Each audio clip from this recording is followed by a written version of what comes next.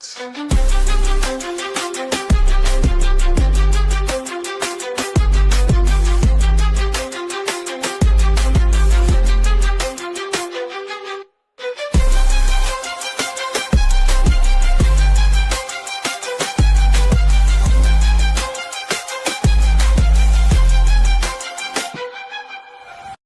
This segment is presented by Kansas City Football Club, the High Law Firm, the bilingual lawyers in Missouri, U.S. Bank, La Mesa Mexican Restaurant.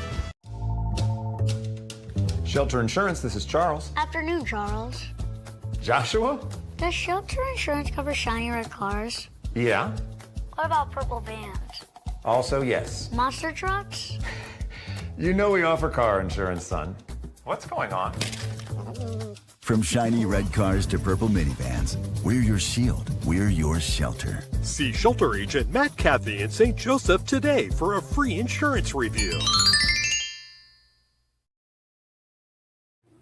All right, this is Charles Christian with Taylor Quinto News English, and I'm starting a small series this summer on our schools in St. Joseph.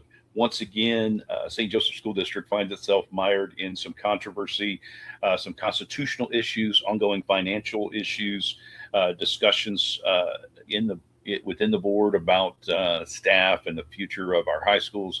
So I'm going to talk to a couple of folks who have been plugged into this issue quite a bit.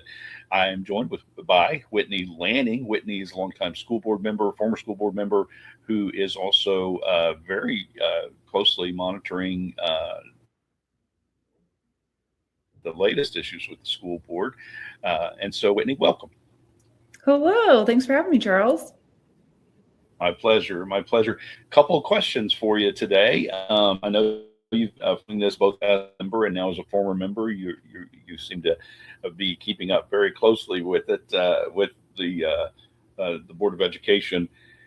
Give us what you would consider maybe your top 3 issues of concern right now that are sparking controversy within the board.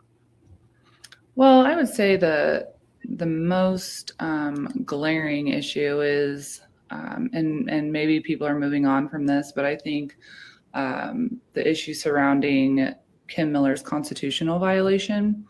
That violation happened very publicly, very clearly, and the recommendation of what the law is was very clear.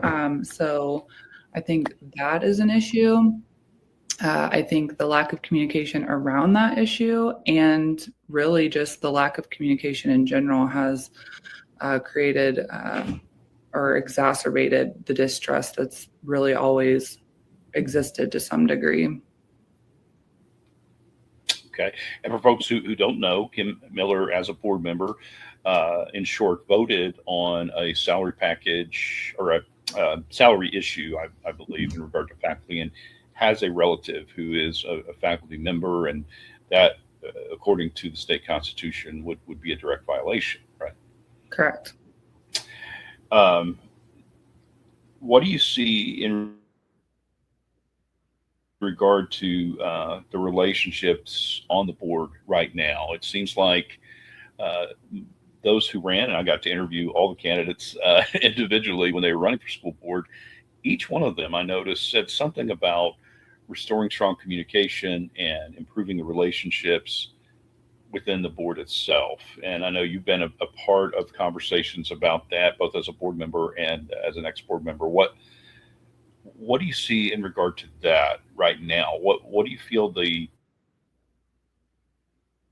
I know you have a lot of friends still on the board. What do you see as far as the temperature of the relationships on the board right now? Well, I would say in my time as a board member and currently, and I can't speak to previous, I think the issue that people are seeing is that you have 4 board members that were funded over $80,000 by Herzog. Herzog, as many people know, is really leading the way for the school choice movement in Missouri and across the country. So when you have 4 board members that are aligned with an organization focused on school choice and 3 board members who are not, I think it's going to be very, very difficult to see a harmonious board that gets along. I think there's also, because of those relationships, there's a lot of outside influence as to ensuring that one side doesn't align with the other.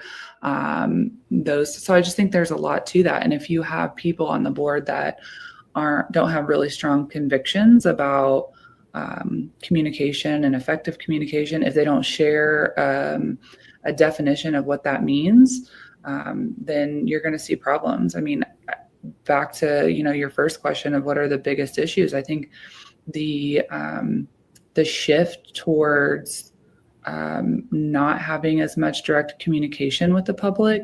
I received a lot of messages from the staff, from many staff, saying that they've been reprimanded for reaching out to board members, which has really never happened. It hadn't happened in my time. So I think when you start seeing a shift away from communication and this kind of what I've noticed as toxic positivity, if we just talk about the positives happening in the district, if we really try to talk about, the good things happening, which there are, but that's largely because the frontline staff are working really, really hard, and despite some of the leadership issues. So there are really great things happening in the classrooms. There's great things happening across the district for kids, but that is largely aside from the leadership. What do you think is the, what is the status right now in regard to the high schools? I know it's been an ongoing conversation, changing the way the high school structure happens on the district. Give us an update of where we are on that right now, as far as you know. Well, from my experience, you can't lose the enrollment that the St. Joe School District has lost and keep things the same. So that's a simple truth of the matter. Trying to staff as many schools, and this is not just a high school issue, a middle school. This is across the entire system of the school district, and I think that has been lost in the conversation. The focus has been so much on the high school level that there hasn't been a good description of what's happening across all levels.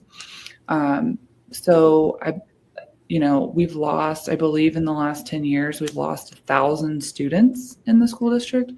You cannot lose 1,000 students and keep things the same. So I think that issue wasn't clearly communicated. We talked about how staffing was difficult, but I think there was a fine line there where previous administration didn't want to alert the community to how bad things were with the staffing. I mean, I know as a parent in the district, I had seen my child's classes combined with other classrooms when there weren't subs available.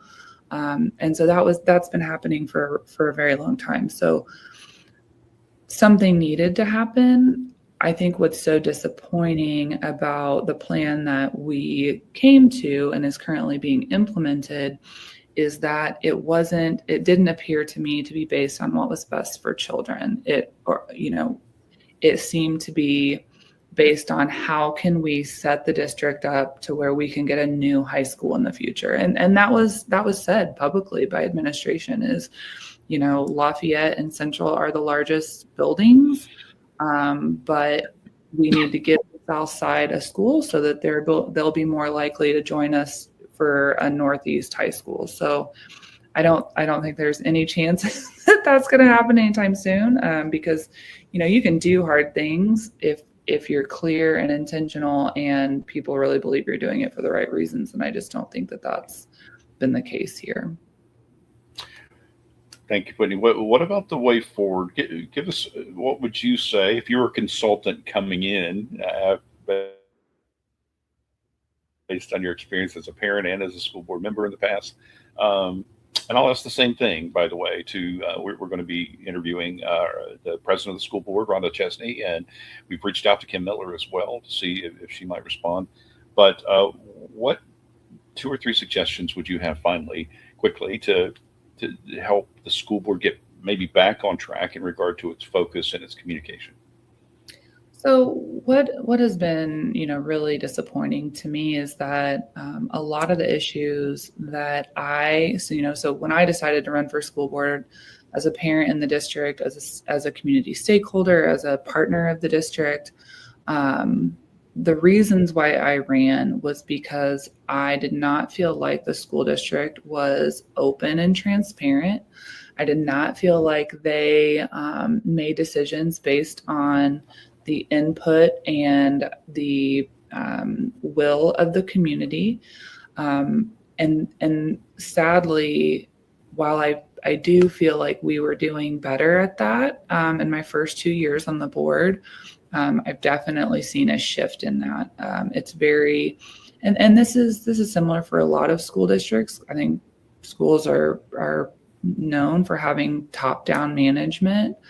And so that's has been concerning to me. So if I had, if I could make anything happen and give advice that was heated, I would say communicate even when it's negative information. Be honest even when it's negative information. Use Vision Forward and the many, many, many plans that we've solicited and paid money to create. Use the plans and enact the plans. But first and foremost, what is best for kids, not what's best for the chamber, not what's best for the Community Alliance or any other entity. What is best for students and what is best for staff. And I think if they would do those things based on the input from students and staff and families, and be open and communicative, there's been many issues that have happened, and I've gone to, Vice President McMillan's Facebook page. He doesn't have the comments on. You can't even interact with him in that manner. And so I just think that if these board members are really going to be public servants, they can't hide from the public. They have to be able to interact, and the same goes with the school district and administrators. All right. Well, I'm sure there's a lot more to come, and I know there's a lot more we could discuss, but thanks for this overview. Whitney Lanning, thanks for joining us here on Te Loquento News today. Thanks, Charles. All right. This segment is presented by Kansas City Football Club, the High Law Firm, the bilingual lawyers in Missouri, U.S. Bank, La Mesa Mexican Restaurant, Shelter Insurance, this is Charles. Afternoon, Charles. Joshua? Does Shelter Insurance cover shiny red cars? Yeah. What about purple vans? Also, yes. Monster trucks? You know we offer car insurance, son. What's going on? From shiny red cars to purple minivans, we're your shield. We're your shelter. See shelter agent Matt Cathy in St. Joseph today for a free insurance review.